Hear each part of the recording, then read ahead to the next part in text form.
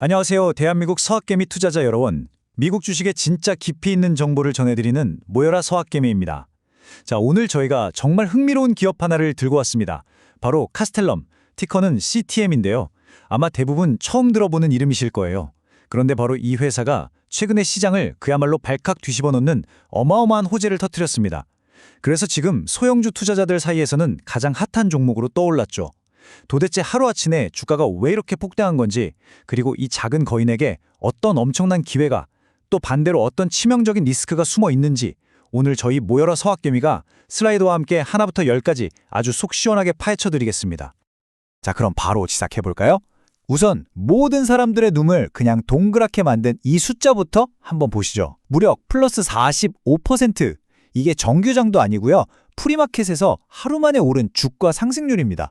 와, 소형주가 변동성이 크다고는 하지만 이 정도의 폭등은 이건 진짜 보통 일이 아니라는 거죠. 단순히 그냥 묻지마 투자가 아니라 이 기업의 가치 자체를 완전히 다시 보게 만드는 아주 강력한 한 방이 있었다는 뜻 아니겠습니까? 대체 그게 뭐였을까요? 바로 이 숫자입니다. 6,620만 달러.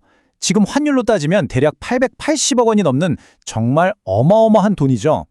이 숫자가 바로 그 주가 폭등의 시작점, 게임의 판을 완전히 뒤집어버린 초대형 계약의 규모입니다. 더 놀라운 건 뭔지 아세요? 이 카스텔럼이라는 회사의 전체 시가총액이 3천만 달러, 그러니까 한 400억 원 정도밖에 안 돼요. 아니, 자기 회사 몸값의 2배가 넘는 계약을 따낸 겁니다. 여러분, 소형주한테 이 정도 계약은요, 그냥 실적이 좀 좋아지겠네, 이 수준이 아닙니다. 회사의 운명 자체를 바꾸는 그야말로 역사적인 사건인 거죠. 역시나 시장은 이 뉴스의 무게를 즉각적으로 알아차렸습니다.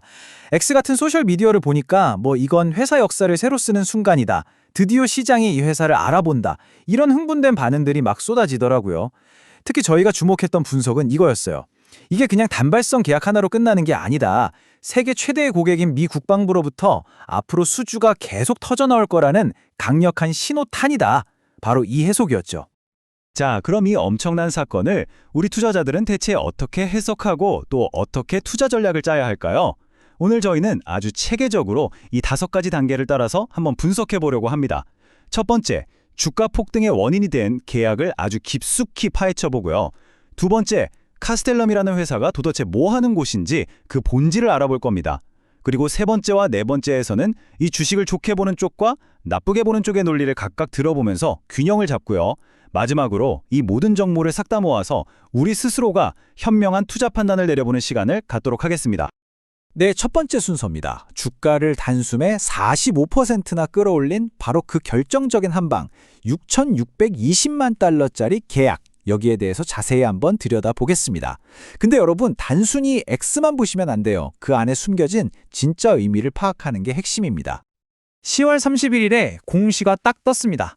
카스텔럼의 자회사 중 하나가 미 해군 항공전 센터, 줄여서 내시캐드라고 부르는데요. 여기랑 5년짜리 장기 계약을 맺었다는 내용이었죠. 근데 여기서 내시캐드가 뭐 하는 곳인지를 알아야 이 계약의 무게가 확 느껴지거든요. 쉽게 말해서 미 해군의 최첨단 비행기나 무기 시스템을 개발하고 테스트하는 진짜 핵심 중의 핵심인 연구기관입니다. 그러니까 국가 안보의 최전선에 있는 곳이죠. 이런 최상위 고객이랑 그것도 5년이라는 긴 시간 동안 계약을 맺었다? 이건 카스텔럼의 기술력과 신뢰도가 이미 최고 수준이라는 거 그냥 증명해버린 거고요. 동시에 앞으로 5년 동안은 안정적인 매출이 보장됐다는 뜻이 되는 겁니다. 자, 이 슬라이드.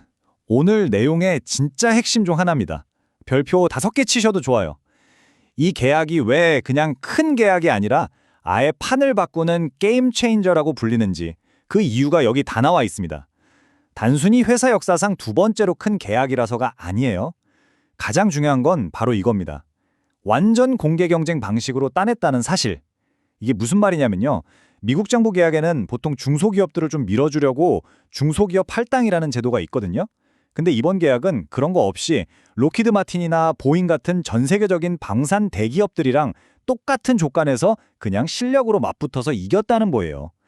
이건 카스텔럼의 기술력, 가격 경쟁력, 사업 능력, 이 모든 게 이미 업계 최상위 레벨이라는 걸 가장 확실하게 보여주는 증거인 셈이죠.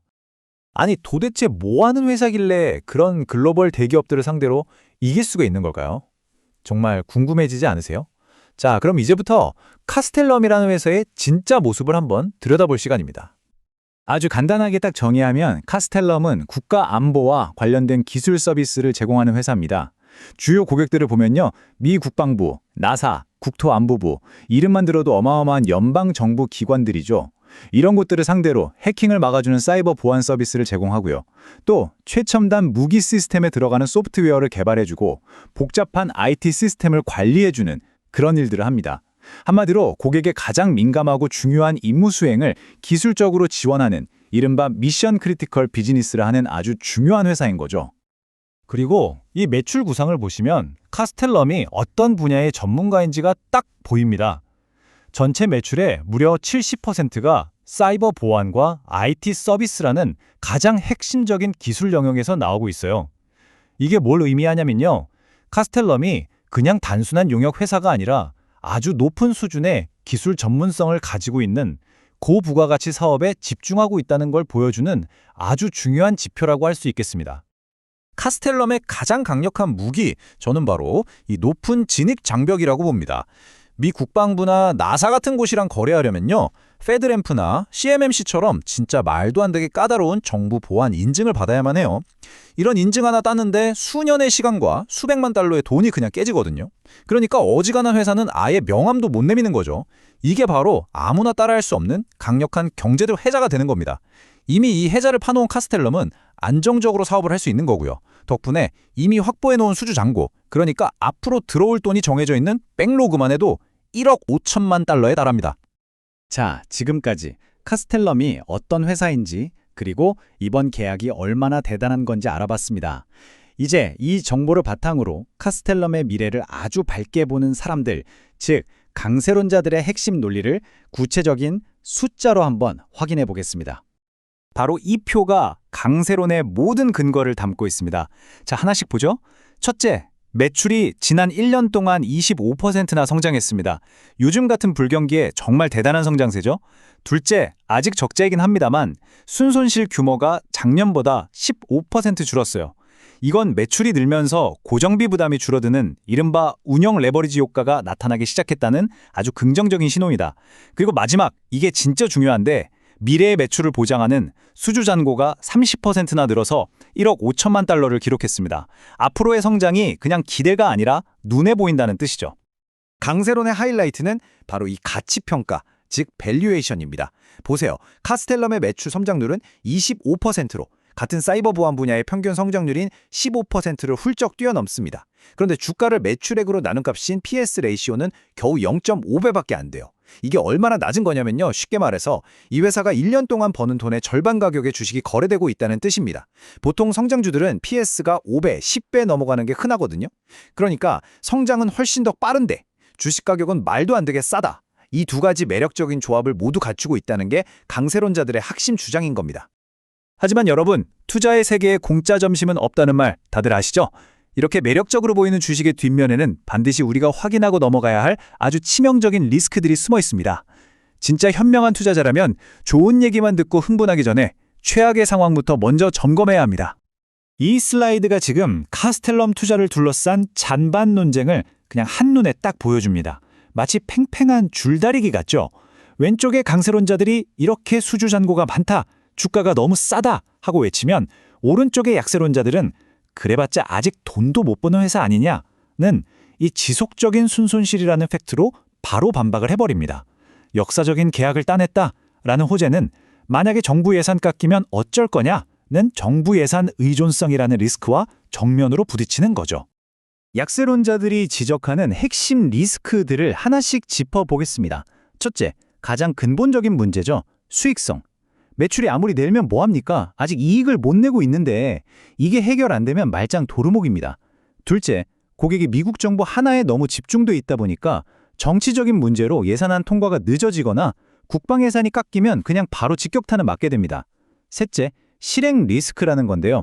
이번에 큰 계약 따온 건 좋은데 막상 해보니까 생각보다 비용이 더 많이 들어서 오히려 손해를 볼 수도 있다는 거죠.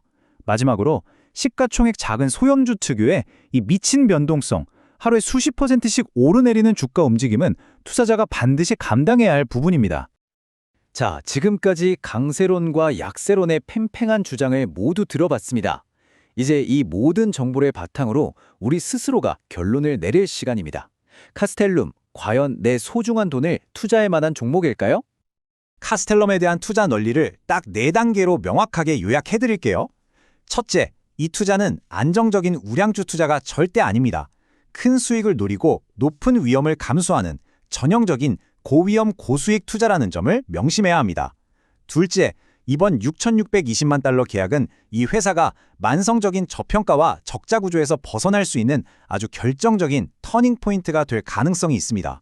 셋째, 그렇다면 단기적으로 주가가 어떻게 될지 볼 수 있는 가장 중요한 관전 포인트는 바로 곧 발표될 3분기 실적입니다. 여기서 회사가 앞으로의 계획에 대해 어떤 얘기를 하는지 반드시 확인해야 합니다. 마지막으로 이 투자가 진짜 성공했냐 실패했냐를 판단할 궁극적인 목표는 회사가 약속한 2020년 흑자 전환을 실제로 해내느냐, 바로 여기에 달려 있습니다. 결국 모든 분석은 이 하나의 질문으로 돌아옵니다. 이번 계약이 카스텔럼을 완전히 다른 레벨의 회사로 바꿔놓을 진정한 터닝포인트일까요? 아니면 수많은 리스크를 가진 회사의 그냥 일시적인 호재에 불과한 걸까요? 이 질문에 대한 여러분 각자의 답이 카스텔럼을 여러분의 포트폴리오에 담을지 말지를 결정하게 될 겁니다. 저희 모여라 서학개미는 앞으로 나올 실적 발표와 카스텔럼의 다음 행보를 계속해서 지켜보면서 여러분께 빠르게 업데이트해 드리겠습니다. 오늘 분석이 여러분의 현명한 투자에 조금이나마 도움이 되었기를 바랍니다. 앞으로도 이렇게 깊이 있는 미국 주식 분석을 계속 받아보고 싶으시다면 채널 구독과 좋아요 꼭 잊지 말아 주십시오. 감사합니다.